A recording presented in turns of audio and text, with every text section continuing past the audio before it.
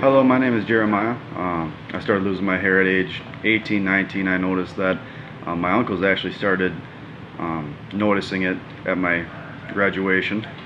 My father was bald, so was my grandfather on my dad's side, so I kind of knew it was inevitable that it was going to happen to me too.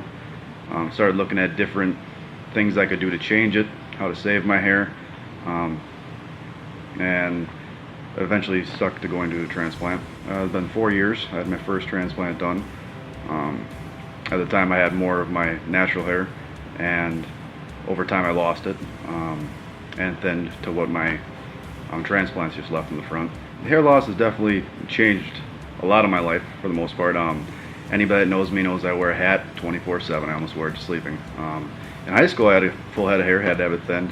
Always did my hair, and once you start losing it and you have your friends, you gotta be thick-skinned, they start making the bald joke, stuff like that, and it's different when you look in the mirror and you don't see yourself anymore, so you want to fix that, go back to your normal self. So that's when you start looking at that and other options. But definitely confidence had changed. You don't want to go in public as much because you want to be cosmetically appealing to people.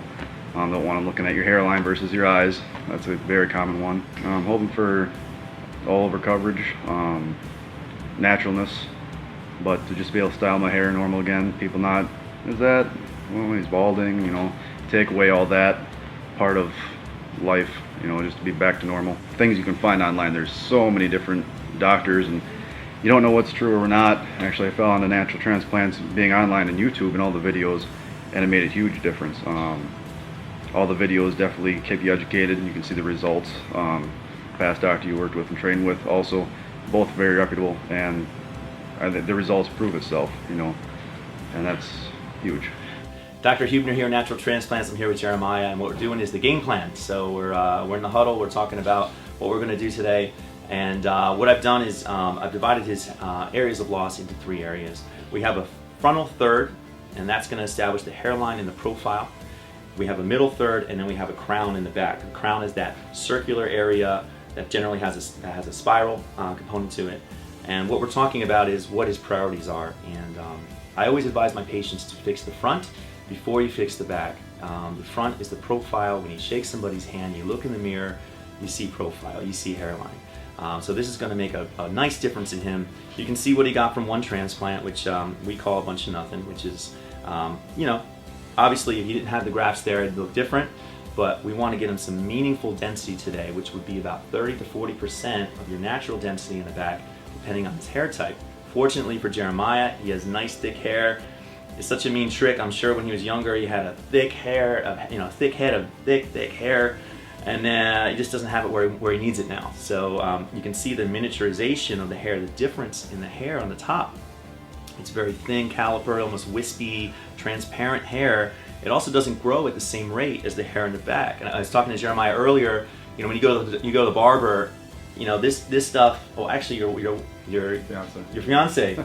Congratulations. Fiance cuts his hair, and she probably notices that this hair doesn't grow quite at the same rate as this hair in the back. So, so what we want to do is get in there.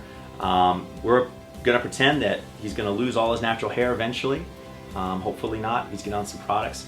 We've elected to start from the front.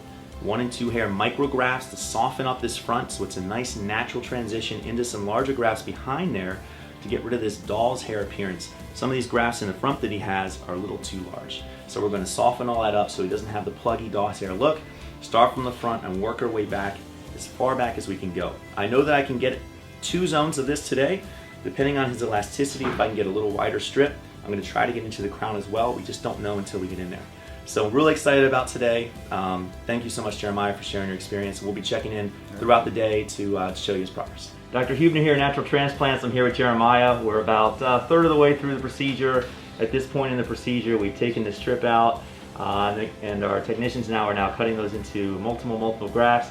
I'm very, very excited because in Jeremiah's case, his elasticity was amazing. So not only did we get the strip that we anticipated, we were actually able to get a 3rd strip, so we got an additional 20 to 30% more hair. So this is going to be tremendous. We're going to hopefully get not only this 2 zones, maybe even a little bit past that into the crown today. So, and we're going to jam pack it. But I wanted to hear from Jeremiah how your day's been going. What's your experience been like so far? Good. I didn't feel much. I mean, you have the anesthesia and there's a couple of pricks. Anybody that's ever had a tattoo, it's not even that bad. So, and once you're numb, it's smooth sailing. We've been sitting here listening to some music, cracking some jokes, talking about Wisconsin, and easy day. So I'm going to bring you around here so you can see that the incision really isn't an issue as far as him wearing a hat. I'll come right around here and show you.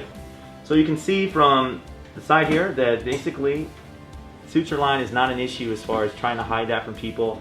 Remember, we actually shaved this area as well. So this is not just an area of loss, this is actually where we shaved it. And you can see how close that suture line is.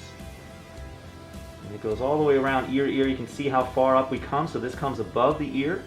This is all good hair. This was not utilized in his last procedure, so this is really exciting. We got him a 31 centimeter strip from that, so even more than 30 centimeters.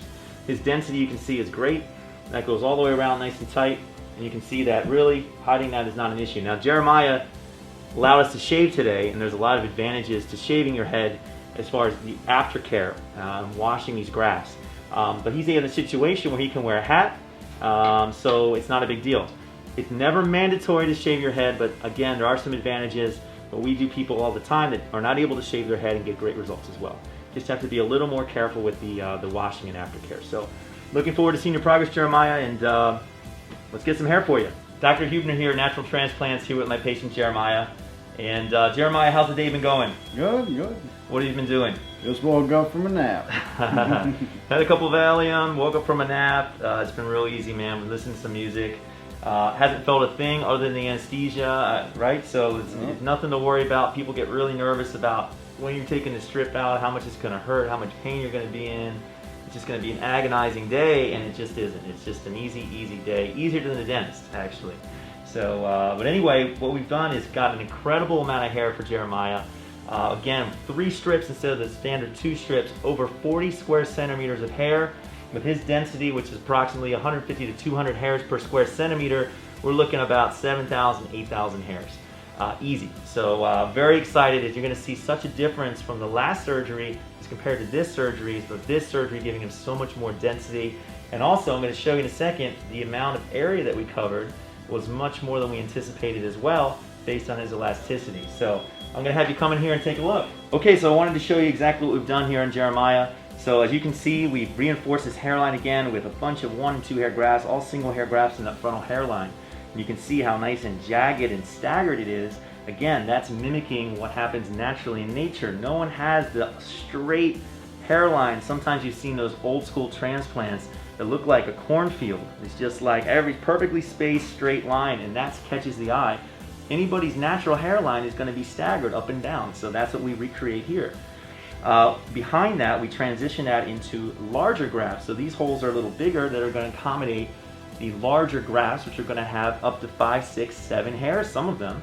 Now, if you put those types of grafts in your frontal hairline, it would look pluggy and a little doll's hair-like. So it's very important that you transition those in. But the benefit of having those larger grafts as opposed to a 2-hair graft is that that's going to give you some meaningful density. And that's sort of what happened last time. Is he got a bunch of smaller grafts behind here, and it didn't create the density that he wanted. So we're going for about 40% density with this procedure in addition to what he already has. Now you can see the area that we've gotten as far as coverage. So we've gotten his entire head basically back just to the crown. We got about halfway back through his crown. So this is even more than 2/3 of the way back. It's probably 3/4 of the way back on his head. And this is the hair that's going to make the biggest difference to his profile. When he looks in the mirror, when he shakes somebody's hand, it's going to look completely different. He's going to have a reframed face, and no longer is he going to be staring at scalp and scattered grafts and spaciness like he had before. So I'm really excited to see what he gets.